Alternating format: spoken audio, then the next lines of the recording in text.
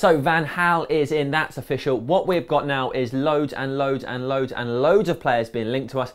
According to some reports, Van Gaal doesn't want just, say, 5 players at the club. He wants a whole championship winning team. We are going to look at the players that have been most linked to us. And great news, we're buying Bayern Munich. According to the papers, we are linked to Robben, Muller and Toni Cruz. Are they possible?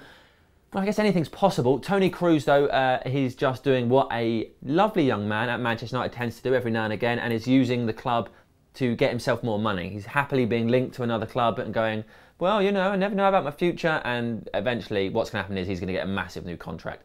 And we're sort of playing games into that. I don't know why we're bothering. Robben, another one. If we bought Robben, what we would get is experience. We've lost Giggs, we've lost Vidic, we've lost Ferdinand.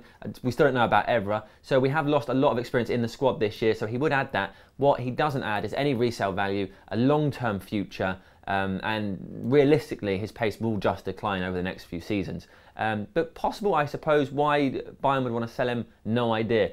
Probably the most possible of the Bayern Munich transfer targets is Thomas Muller, who Van Gaal introduced to the Bayern Munich side originally.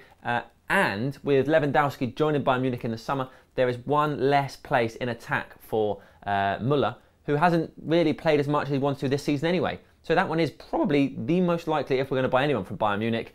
Still, though, it's unlikely, right? Elsewhere, Mats Hummels, the Dortmund centre-back, massively rated. He grew up in the Bayern Academy, that's where he came from, so he's another Bayern player, sort of, that we're after. No reason to think he would want to leave Borussia Dortmund, other than sort of like a new challenge, and because Dortmund probably aren't going to do anything other than challenge for second for the next few years. He's not said he wants to leave, he's never suggested he wants to play in the Premier League. But with Vidic and Rio leaving, would be a good buy, wouldn't he? And the last player on this list is Kevin Strootman, who we were heavily linked to last summer, you may remember, and he joined Roma in the end for 14 million. If we were to buy him this year, he would cost us in excess of 20 million, realistically. Now, we know Van Gaal highly rates him. He designed the whole sort of Dutch World Cup team around him, and he's changed that now that he's out of the World Cup. So it's either he really rates him as his main player, or he doesn't have anyone to replace him in that sort of creative position. What we do know is that he's currently out with an ACL injury that he sustained in March. So that's not ideal, is it? Maybe one for January rather than the summer. We don't know, but you don't really want to buy players that can't pass a medical, which he almost certainly couldn't. Please let us know what you think of these players. Write it down below.